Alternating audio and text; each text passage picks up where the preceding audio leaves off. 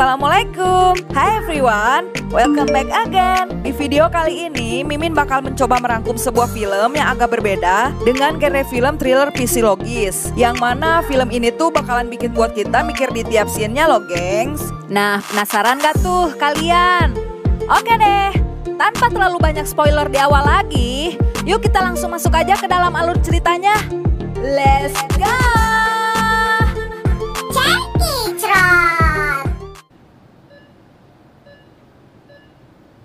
Cerita diawali dengan diperkenalkannya seorang gadis yang bernama Soyun. Ini dia si Nengnya. Di mana ia baru saja mengalami sebuah insiden yang memilukan karena telah dibully oleh teman sekolahnya, sehingga mengharuskan ia dilarikan ke rumah sakit dan kasus Soyun ini menjadi penanganan polisi. Setelah tersadar, pihak kepolisian mulai mencari tahu tentang apa yang sebenarnya terjadi. Namun Soyun yang merasa trauma sama sekali tidak memberi jawaban.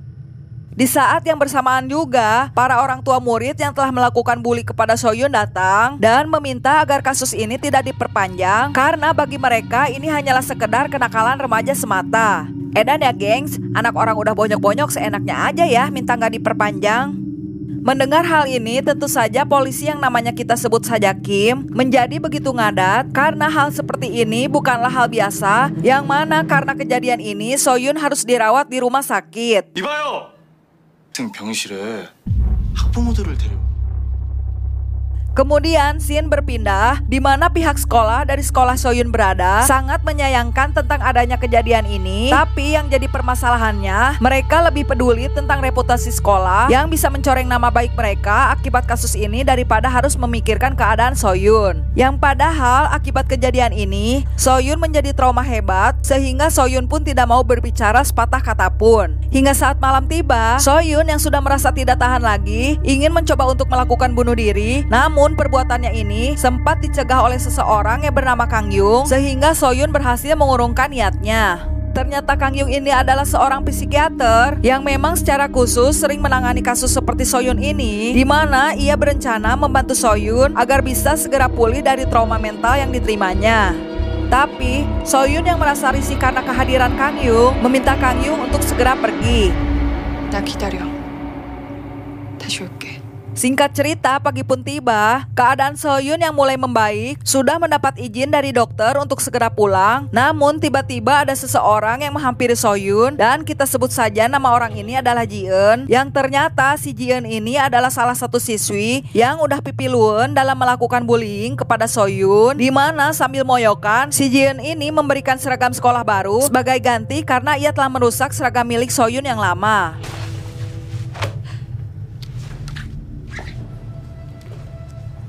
Singkat cerita, Kang Yung yang sebelumnya sudah berjanji untuk bertemu lagi dengan Soyun kembali mendatangi Soyun dengan niatan untuk memulihkan mental Soyun. Tapi ternyata Soyun malah mengajak Kang Yung untuk bertemu dengan saudara kembarnya yang bernama Jonghyun. Kang Yung yang melihat ini tentu saja menjadi terkejut rewas karena ternyata selama ini Soyun memiliki saudara kembar identik.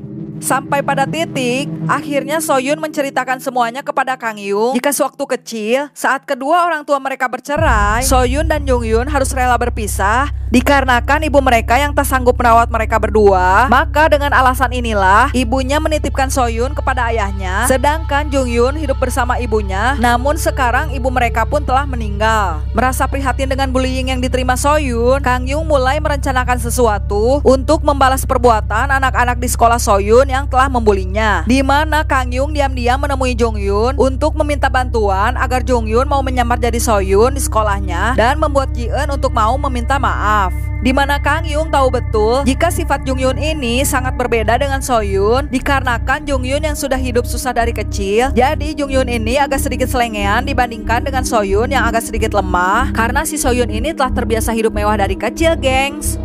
Dikarenakan mereka sudah lama berpisah dan tidak merasakan adanya ikatan batin seorang saudara, awalnya Jonghyun menolak dan tidak mau mengikuti rencana Kang Yung, sehingga ia memutuskan untuk pergi. Tapi tiba-tiba Jonghyun menerima sebuah pesan video, yang mana video ini memperlihatkan tentang kejadian saat Soyun sedang dibully oleh Ji-eun dan kawan-kawannya. Merasa agak kesal dan emosi, Jonghyun kembali menemui Soyun sambil memperlihatkan video tersebut kepada Soyun, yang mana hal ini membuat Soyun kembali depresi dan histeris histeris. Agak merasa iba, akhirnya Jong-hyun memutuskan untuk mengikuti rencana Kang Yung. Keesokan harinya, Jong-hyun yang datang ke sekolah menarik perhatian siswi lainnya sebab mereka masih mengira jika itu adalah So-hyun. Dan di waktu yang bersamaan juga, datanglah Ji-eun dan gengnya yang mana mereka ini berniat untuk kembali moyokan So-hyun. Namun tiba-tiba Jong-hyun yang merasa kesal atas perbuatan Ji-eun kepada So-hyun melampiaskan segala kekesalannya sambil merekam Ji-eun, tapi perbuatannya itu terhenti karena tiba-tiba salah seorang wali guru datang untuk melerai mereka. Dan saat berada di kantor, gurunya ini mulai merasa aneh karena ia melihat jika So-hyun ini nampak agak sedikit brutal dan terlihat berbeda. Ditambah lagi saat Ji-eun sudah pergi, So-hyun nampak seperti mengancam guru tersebut dan hal ini membuat dirinya ketakutan. Sepulang sekolah, Jong-hyun memperlihatkan rekaman saat ia menampol bangetnya si Ji-eun kepada So-hyun. Tapi So-hyun yang pada dasarnya memiliki sifat baik malah merasa iba kepada Ji-eun, dan hal ini membuat Kang Yung menasehati Jong-hyun karena beranggapan jika perbuatannya ini terlalu berlebihan. Sebab rencana Kang Yung yang sebenarnya hanyalah untuk membuat Ji-eun meminta maaf kepada So-hyun, bukan perlakuan yang berlebihan seperti ini. 그냥 전학 안 가는 게 수연이한텐 선 지켜. 그 아이 너랑 다르니까. Keesokan harinya, So-hyun yang lama tidak bertemu dengan saudaranya ingin merayakan ulang tahun bersama Jong-hyun karena kebetulan hari ini adalah merupakan hari ulang tahun mereka, di mana mereka berdua akhirnya bisa saling merayakan kedekatan sebagai saudara.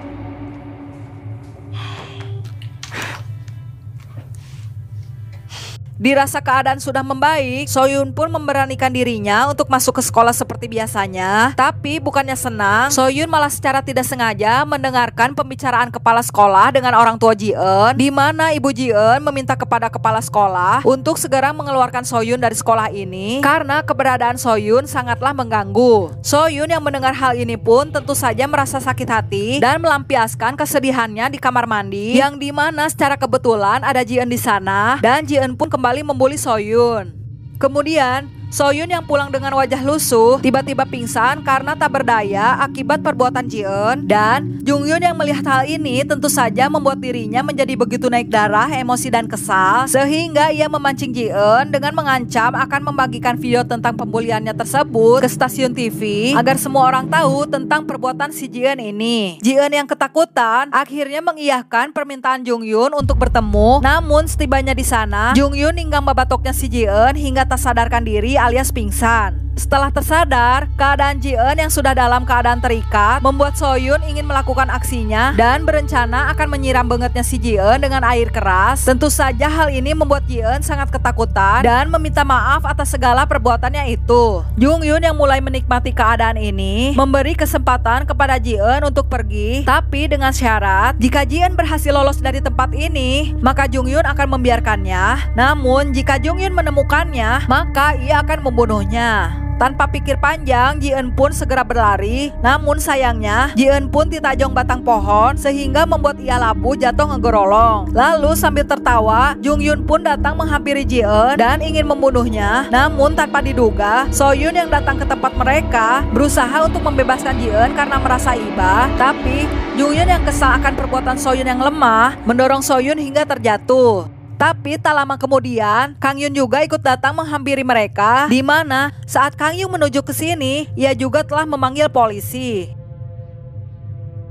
Karena hal ini akhirnya Jong-hyun harus diinterogasi oleh polisi atas perbuatannya. Namun Kang Yung yang datang langsung ngeles dan menyangkal segala permintaan polisi dengan mengatakan jika tuduhan polisi ini tidak berlandaskan bukti dan mereka harus menunggu hingga Ji-eun sadar untuk memberi kesaksian jika Jong-hyun memanglah pelakunya. Merasa tidak bisa berbuat apa-apa, akhirnya polisi pun membebaskan Jong-hyun. Namun saat berada di depan kantor polisi, tiba-tiba ibu Ji-eun yang kesal saat melihat Jong-hyun mulai memaki-makinya dengan perkataan kasar. Tapi bukannya merasa bersalah, Jong-hyun malah mengatakan jika perbuatan yang ia lakukan kepada Ji-eun hanyalah sekedar untuk bersenang-senang dan membuatnya takut. Kim yang mendengar percakapan ini tentu saja langsung menanyakan apakah So-hyun memang pelakunya. Tapi Jonghyun malah mengatakan jika Soyun yang ia maksud itu sedang berada di rumahnya karena ketakutan. Hal ini pun tentu saja membuat Kim menjadi bingung dengan perkataan Jonghyun dan masih belum bisa menangkap Jonghyun sebab belum adanya bukti karena Jian masih belum siuman dan memberi kesaksian sehingga Jonghyun masih bisa bebas dan pergi bersama Kang Yung.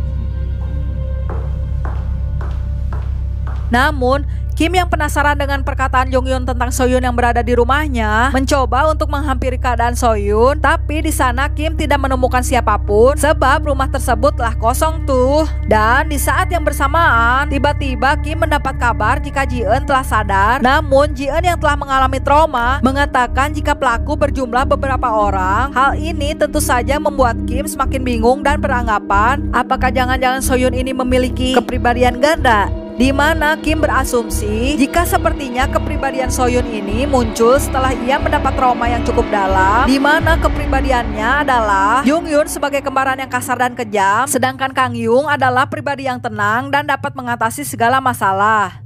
Kemudian scene tiba-tiba berpindah di mana Soyun dan Kang Yung yang terlihat sedang berdua dan ingin mengantarkan Soyun ke suatu tempat. Di mana saat Soyun hendak berjalan pergi, tiba-tiba scene kembali berubah dan nampak sepatu yang biasa Soyun kenakan diiringi dengan teriakan polisi jika sepertinya mereka telah terlambat.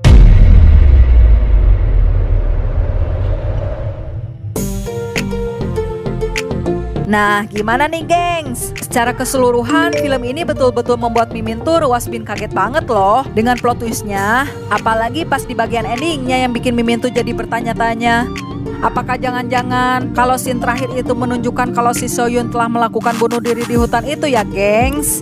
Kalau menurut kalian gimana? Coba komen di bawah ya.